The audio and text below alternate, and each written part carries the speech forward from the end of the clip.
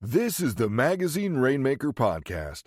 Discover the strategies and techniques to grow a successful and highly profitable magazine publishing business. With your host, Charlie McDermott. What do you do when you have two magazine publishing titans in the same room? You lock the door and pull out every nugget of information possible. Fortunately for this episode, I didn't have to resort to locking doors because my guests, Jeff Gardner and Sean Preston, couldn't have been more accommodating in pulling back the curtain and revealing all their secrets to building a $1 million publishing business.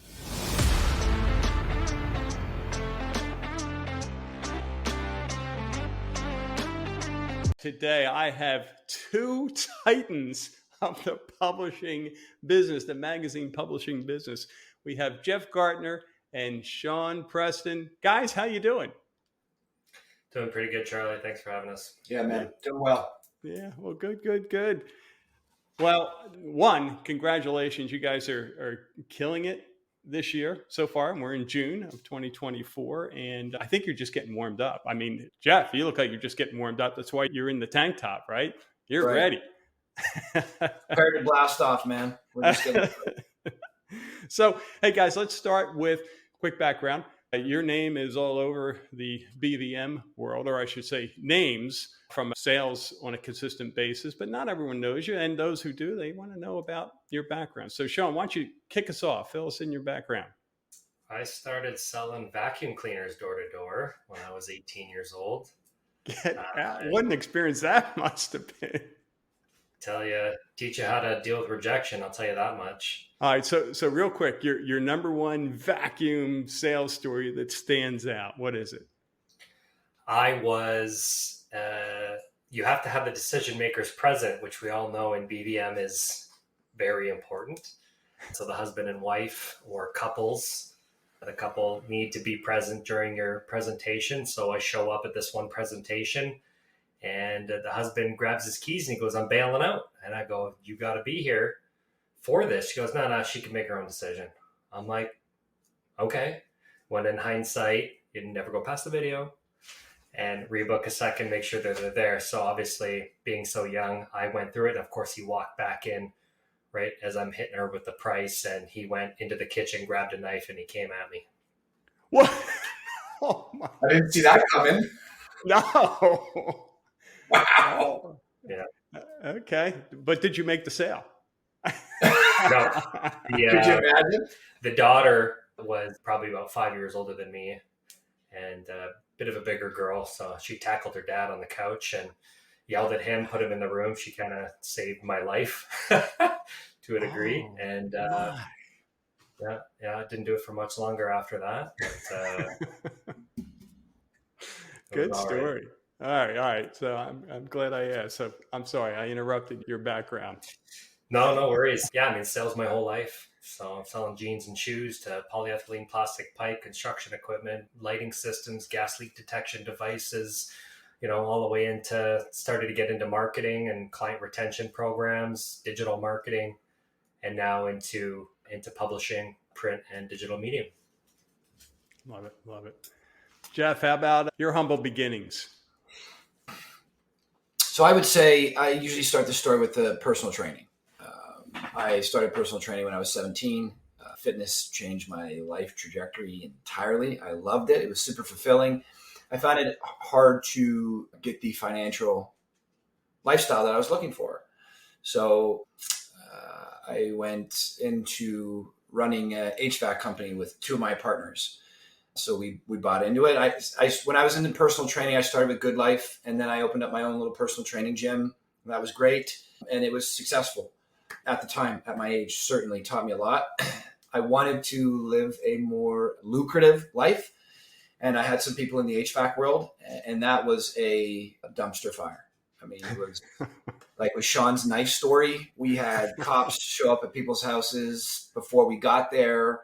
Our call center out from Indonesia, the things that they were saying to get their $10 for our appointment. Oh. Yeah, it was brutal. But what I learned from that is how to run a business poorly. And that taught me how to run a business better. And then that led me to BVM. I was only in between HVAC and BVM for about 8 months to try to do my firefighting thing. Went to school. It was great. I thought I would be a firefighter, fit guy trying to serve the community, but colorblind. I didn't know that I'd been living this way. Like I can see colors, but not like the rest of you. How about that? Into the final exam, right? So I've already paid $25K for school. I'm in there for 12 months, 13 months. And then I do my physical, all the physical side of it, the training, the pulling, the lifting. That was all fine for me. But then they do your actual physical, and I can't pass the eye exam in Ontario. Luckily for that, because I have a number of firefighters in my world and I see what they go through, and I don't think I wouldn't want to spend 20, 30 years doing that. Yeah. And that led me to BVM, which brought some very enriching relationships to my life, nice little income, and spent the last 6 years here. Yeah, very, very cool. So you guys are both extremely successful, both on track for $1 million plus this year. This is 2024. We're about halfway through. Inside advantage. What would you say when you look back? If you had to pick one thing that you say, yeah, that really makes a difference in my business, what comes to mind? Go ahead, Sean. We'll start with you. Can I answer this first? Go ahead, Jeff. There are no rules in this podcast, so it'll be cheeky, but it's in all seriousness. He's my inside advantage.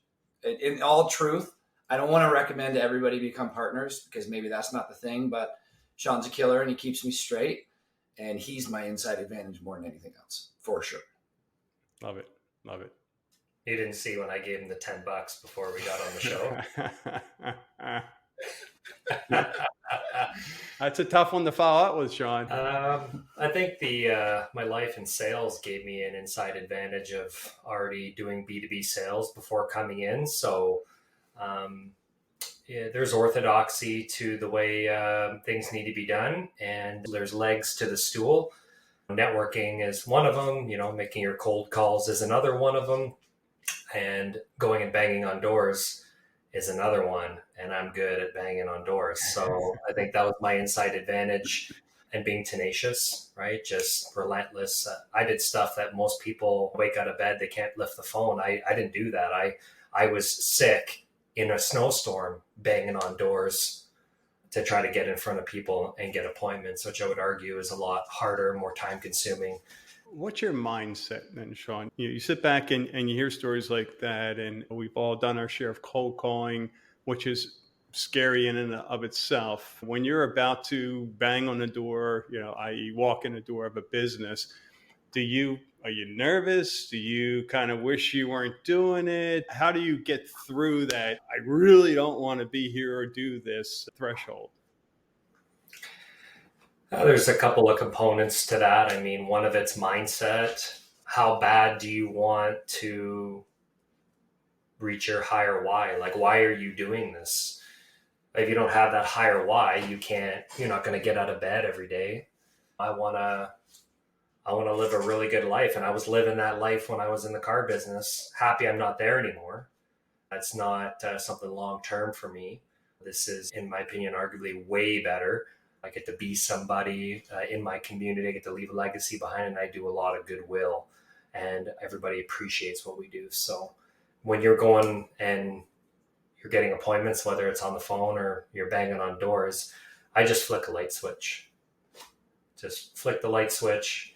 The lights are going on. That means you're on the dance floor and sales is acting. So you just put on a smile, and you have your good days, you have your bad days, but I was in survival mode as well too. Like, I needed to make that happen. So it's not like a decision of like, I don't want to get out of bed every day. I need to get out of bed every day. Yeah. But it helps when you're doing something meaningful. So it just makes it more fun. Yeah. It's interesting. It brings back memories, and having that pain that was greater than picking up the phone. For me, it was financial, was so significant that even though I didn't want to pick up the phone and make cold calls, it wasn't as painful as the other. Yeah, pick your poison, right? I have an opportunity to do my dream job and work for myself. Yeah. I have a history of being bullied growing up throughout my childhood and through school and even into the workforce. So I got a real opportunity here. And before this, I was looking at maybe trying to buy in to a business and work on a storefront and at least get the chance to be my own boss. But this is ultimately way better. Yeah. All right. How about new publishers? I mean, we were all rookies coming on board, some with sales experience, some without. What would you say? What's that number one tip that you would give a new publisher if they were walk through your door tomorrow and say, Jeff, help, Sean, help? Who wants to start this one? Yeah, I'll go since I have that lens of a manager, right? I mean, I hire a lot of people. I was lucky enough to bring Sean on.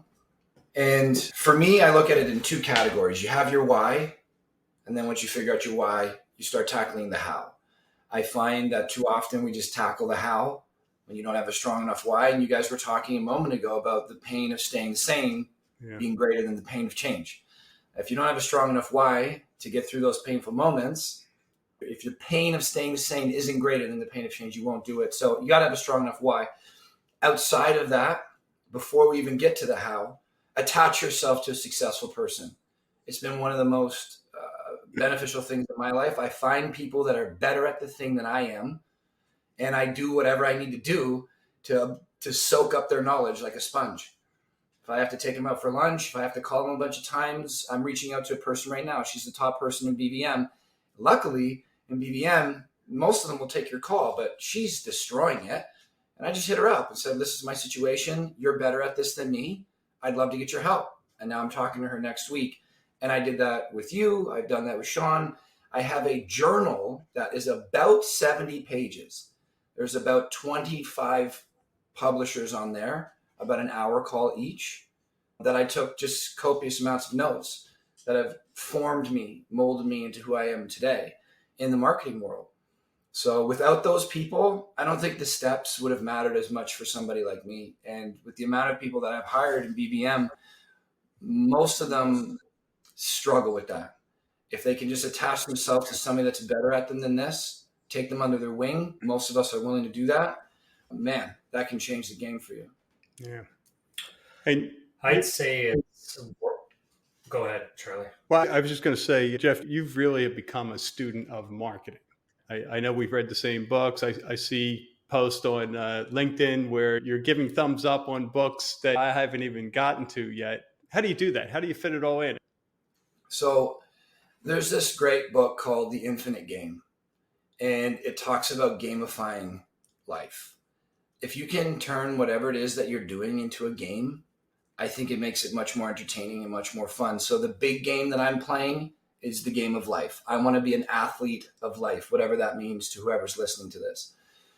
But if whatever you're doing for 8, 10, or 12 hours a day isn't somewhat fulfilling to you, your curiosity isn't getting the best of you, it's arduous and monotonous, I think that's a tough place to become a student of it and to really thrive in that environment. Whereas I want to become great at whatever I'm doing, and marketing for Sean and I takes up 10 or more hours a day, and I sleep 8 hours a night. There's 18 of 24 hours a day. And many times it's 12 or 13 hours. So I do this more than anything else, including sleep. That means it takes up the majority of my life. For me to consider for one moment that I'm not setting myself up to be good at this means, like, what am I doing? It's the majority of my life. You could say I'm like a part-time sleeper, a full-time marketer at this point. I want to be good at it because when you become good at something, it's so enjoyable. And the books have just been instrumental for me. So I make the time. It's just like anything else. Somebody's got kids. The kids are more important than their work. They make the time for their kids. I ask them how they do that. And they're like, you just do it. You just make the decision. Yeah. I make the decision to read every morning for 45 minutes. That is a practice of mine that I don't skip. Makes sense. Thanks. Sean, what's your number one tip for new publishers? Do the work. Oh, come on. Where's the easy button? You know, it blows my mind. People that come into anything, this isn't just for BVM specifically, but they just come in and like, I'm going to be my own boss, and then they just can't do it. They'd rather have somebody tell them what to do. So it's like, well, what do you want? You want to have a very fulfilling life working for yourself, making a crap load of money. Like, we're not just talking about 10K a month here. We're talking about 20, 30, 40K a month. You have that real opportunity here, and you want to lull around when you first come out of training and not listen to your productivity coach and not pick up the phone. And if you can, not attach yourself to somebody successful, not ask for help, try to do it only on your own. Like, it boils down to work ethic. You're either going to do the work or you're not going to do the work. So do the work and you'll get what you want. Hard work pays off. Yeah. It's pretty simple. Yeah. It's most things in life are. It's amazing. The simplest advice, nobody wants it. But man, that really kind of is the secret to all of this, isn't it? You want to get jacked at the gym or become a student, do the work. Yeah, that's a good point. Yeah. Yeah. Give me the magic pill so I don't have to work out, right? No, it's not going to work, man. Yeah. And I'll say on top of that, Charlie, it's you guys, you were talking to Sean before about this. How does he do it? And I think one of the main things that we get from doing the work is not the result. If we're making 20 or 30K a month, whatever it is, that's fantastic. It opens up doors for you. Money is a great tool and provides opportunities that you couldn't have without it. But for me, I want to make $1 million a year. I want to get to a certain weight in the gym. I want to have certain quality relationships, be a certain type of father because of who I will become through that process. That's the greatest gift I believe that you get from doing the hard stuff. So you don't want it to be easy because you'll never figure out what you're capable of. Yeah. That easy path just doesn't reward you in the same way. Yeah. That's why the lottery winners, we've heard the stories. You get a pile of money and you didn't earn it, and it usually doesn't end well. So good stuff, guys. How about if you were to start over tomorrow with all the knowledge you've accumulated, what would you do to accelerate your success? Well, coming out of your first year doing $1.2 million, I think I had my foot on the gas literally the entire time. I listened to the advice given to me. I worked hard. I shot out of the gate. I received information and tools at my disposal at a particular time. If John Preston's closing videos were really instrumental for me to understand branding a little bit more, having tools at my disposal. If I had to go back and if I had that 7 weeks earlier, if I had Jeff, when I first came out, he had a publisher, a top publisher across our country, come on for an hour and a half. If I didn't have that, that wouldn't have fast tracked me in terms of my knowledge level and what, good habits are and what good people do, and help teach me the culture. I came from the car business. I was like a ruthless animal. So now I'm a little bit more reserved and polished because of Jeff and understanding the culture that we have in BVM, which is paramount. And we make sure we try to protect that as much as possible. So I don't know if there was one thing that if I said I could have gone back, anything, it would have been collect email addresses, because I never knew I'd be integrating a pretty crazy system to help automate a lot of things and help bring more value to the table. Getting a CRM at the start, can't do it off of an Excel spreadsheet. I don't care who says what. It can be done right at the start, but I had a massive problem afterwards. So I'd have just been prepared to dump $20 a month into a CRM and make sure I was collecting accurate information from people I'm seeing. The rest of the follow-up and all that stuff is pretty tight. I'd like to answer this one as well. You said if we had all the knowledge that we have now, and we had to, what would you do differently? So if I were to rebuild tomorrow, I would have the CRM, I would have the podcast, I would set it 2 days a week, podcast, set the rest of the mornings to calling. I would work 7 days a week. There's no question about it. I wouldn't do appointments on Sundays, but I would work on Sundays, because knowing what I know now, what I could produce in 6 months of just grinding, you can take it for 6 months. Yeah. You can. Would probably be about 2 to 2.5 years of the average person. Yeah. So I would have my CRM. It would be reaching out to people. I would be reaching out to people. I'd be at every networking event available, and there are tons. I'd be calling the best publishers, and my days would be maxed. They would be, and we're capable. We can handle that. And that would be my first 6 months. And I wouldn't be surprised if that was $1 million 6 months. Yeah. Yep. That's great advice. All right. The dreaded sales slump. You guys have heard of them, right? Um, I'm in one right now. what do you do? How do you get out of that dreaded sales slump? You have a partner to talk you off the ledge when you're going squirrely. I had somebody to talk to. You need somebody to talk to. You can't just do it on your own. So grab yourself a support system of what works for you. Not your parents, a good support system within your own organization. Or if you have a partner that complements you well, you go through sales slumps. You also got to trust the process. I've been in sales for a very long time, and it's not the first, nor will it be the last time I ever go through a slump. And when you go through a slump, you doubt yourself. There's been moments over the last 6 weeks I had done the same thing and say, like, am I doing something wrong? What am I doing? You're trying to figure out components to it. I put up 200 grand in the month of May. I got nothing to show for it.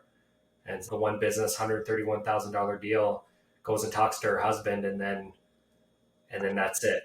Just whatever that conversation, whatever happened, and never heard from her again.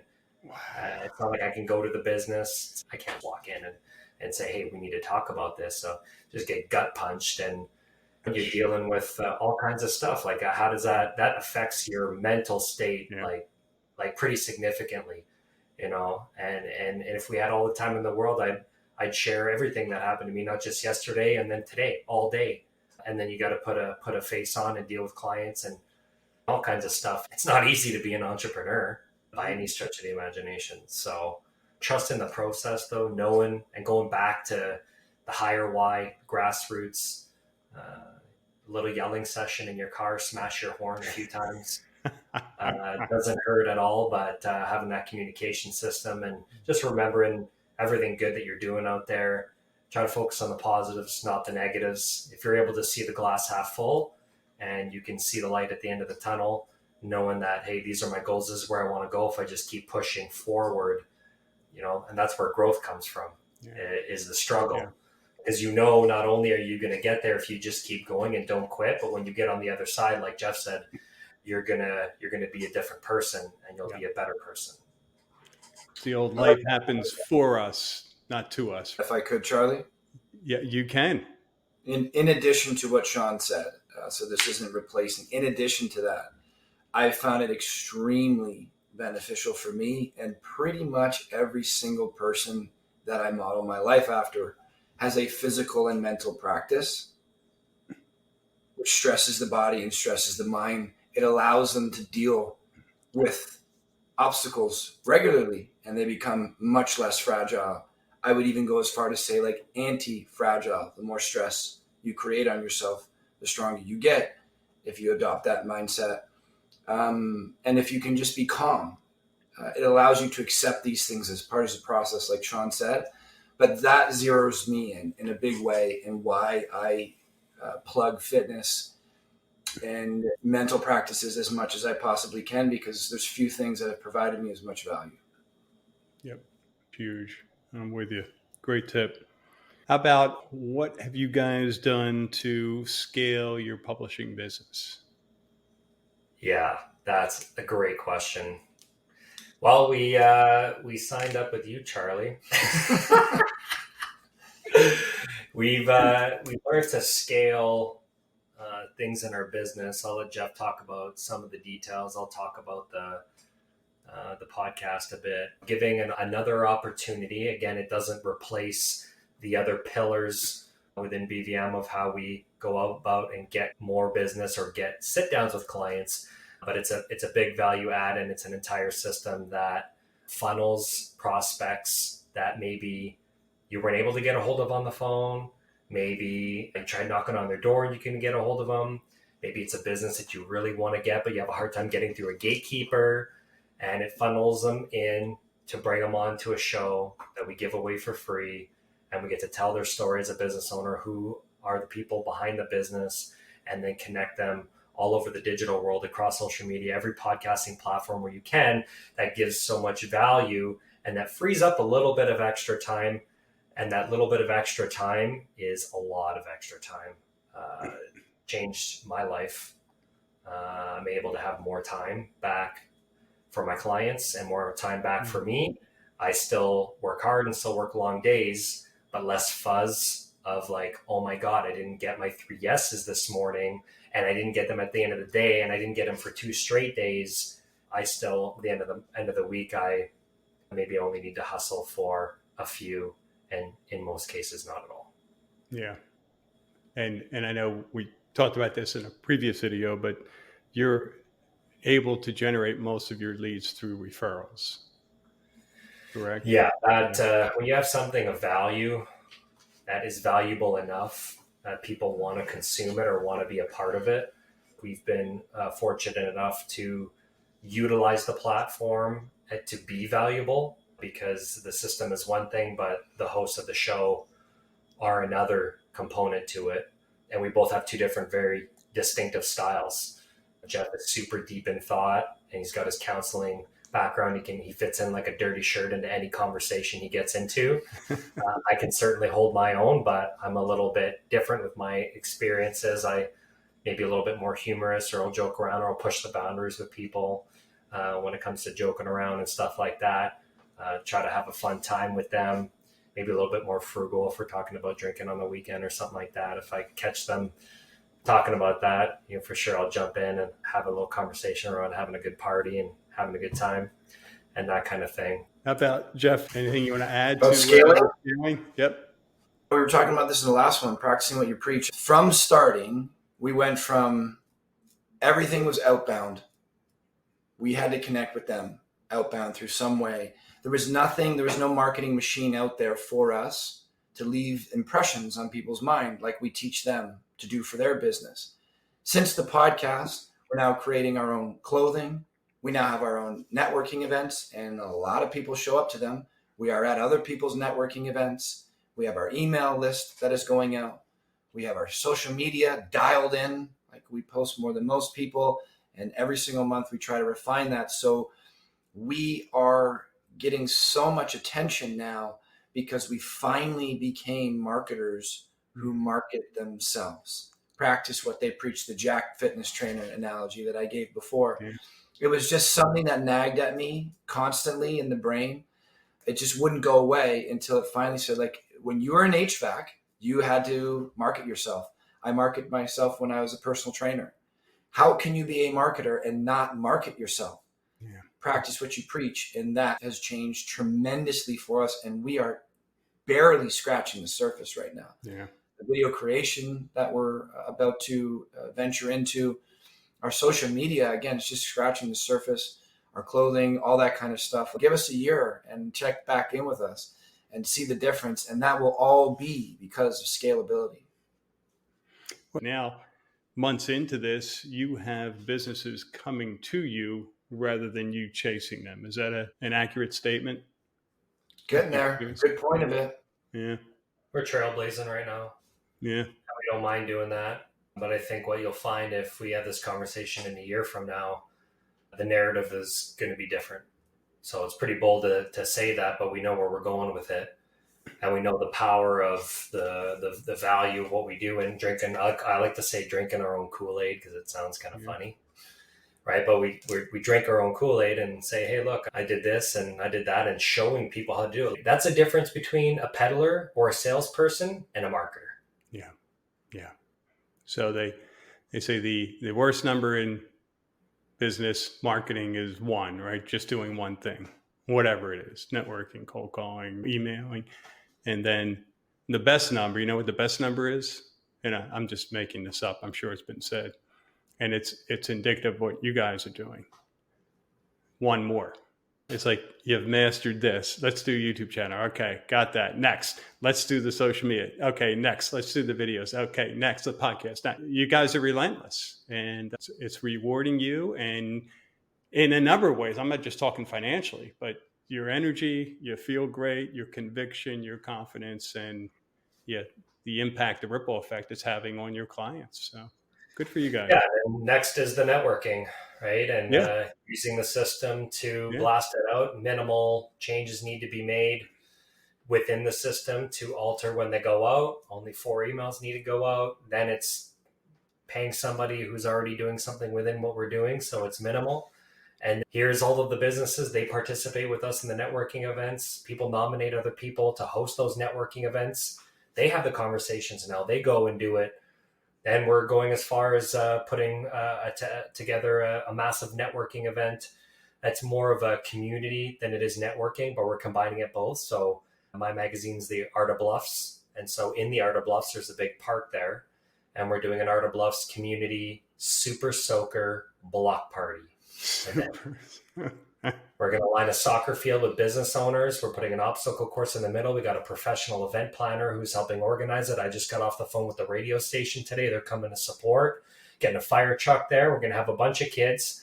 We're going to have sponsorship opportunities for business owners. Our clients get a first crack at it, only 40 spots. A big sponsor who shares with our brand. And they're going to be the two between us and them, the main sponsor. And whatever comes in covers the cost. And then 50% of the proceeds go towards a chosen charity in our local community. It's an opportunity for the kids to come have some fun. Everybody dresses down. I told our clients to dress down because I bought a new Super Soaker. Charlie, I got to show it to you. It's pretty bomb. They're putting me on a dunk tank, Charlie. They're pitching me up on a dunk tank, just sitting there like a peasant. They're going to throw balls at me and dunk me. That's my participation in all this. How fun. I've talked about being different, standing out. And this is that's his brainchild for sure. You think people will be talking about this for years. And is this going to be an annual thing, do you think? Yeah, it's going to be lights out good. So, and then we'll do twice a year. Then we'll do one in Jeff's distribution zone and we'll do one in ours. It's going to reinforce the magazine. It'll increase readership. And then the people who get first crack at it are the people that are advertising in it. So it only makes sense. So, what things can you do as a publisher to stretch the marketing dollars? Yeah. We say that very often, and we try to come up with cool ways. And when you have a platform like we have, and thanks to the help of you, that goes a long way for being able to elevate yourself in a different limelight and not be viewed as a salesperson, but be viewed more as a community member. So we're a part of our Barrie Chamber of Commerce. We are ambassadors there. We help new businesses come in. We help connect people together. The more people that you can meet, the more people you can connect. And then having platforms like this, you can put forth that goodwill. And it's just more goodwill after another over time makes what, Charlie? Makes people feel good about your business, right? Yeah. And that's what branding is making people feel good about your business and staying top of mind. So that's what we do day in and day out. We love what we do. And then over the course of time, people are going to start coming to us. Looks like they already are. And we're super excited to keep doing what we're doing in our community. If I had a mic, I would drop it now. All right. And on that note, any final thoughts, tips, advice before we end this? Tips would be just do the thing. Whatever it is that you're doing, just do the thing.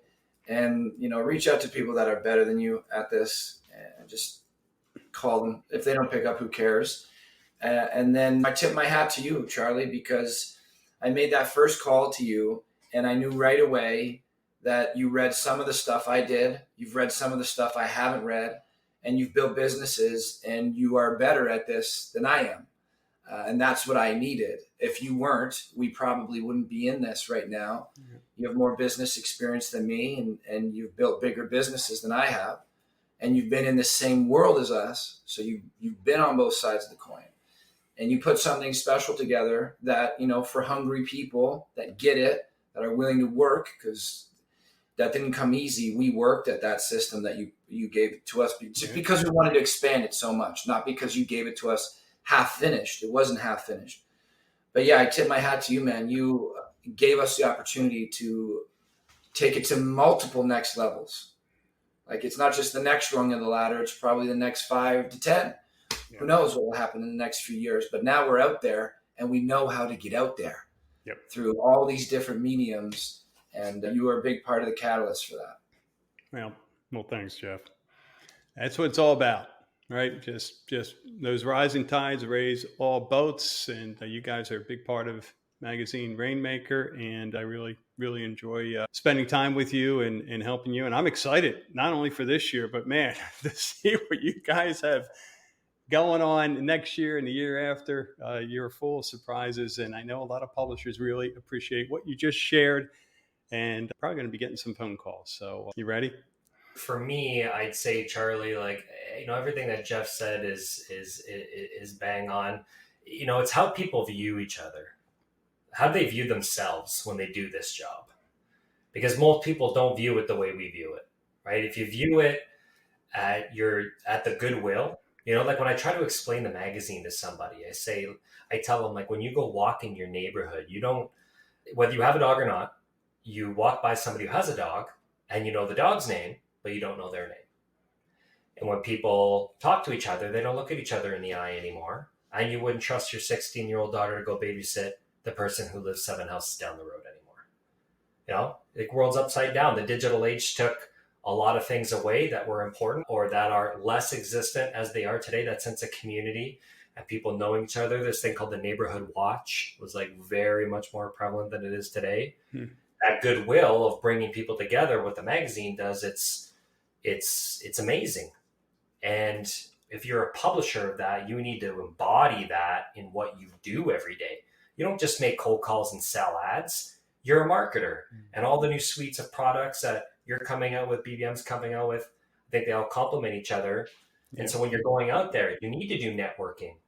You need to be a referral partner. People don't understand that. They just think it's sales, it's sales, it's sales. A lot of success is defined on that leaderboard. And as much as I relish being up there, because I'm a bit of an attention whore, I think most people have figured that out by now. I like to win. I'm competitive. But at the same time, I think success is also defined in a lot of different ways. And so what we're doing in our community that people don't see on the board, that's the stuff that we care about the most, because that's the most impactful stuff than being on the top 20. So it's nice to be there, but I'd much rather do what we're doing. Hey, if we can be up there and do what we're doing still at the same time, I'd say great. If I can have my pie and eat it too. But it's that goodwill that we're doing out there at connecting people together and remembering the people that we sit down with, doing networking events, going out to networking events, finding somebody that's out there that we know and who would be a good referral person, and knowing another business and bringing them together and introducing them and explaining to both of them what they both do in their jobs, and then walking away and they go do business together. The power that we hold, a lot of people know that. But when you start figuring it out and understanding what this job really is, at being able to leave a legacy behind that people can remember you by, and putting someone's kid through school because you gave their business that visibility it needed for people to know and feel good about them so that they buy and they grow over time. It's super special. Like, where else do you go and get a job like that? It doesn't exist. No. Trust me, I looked. Yeah, same. In fact, I delayed for a year because I thought, too good to be true. That's not possible. Well, guys, Sean, you're cracking me up, both you guys. I know how exhausted you are. It's basically 6:30 at night. You both had long days, and I know if I let it go, this would continue for hours because the longer we go, the more passionate you guys get.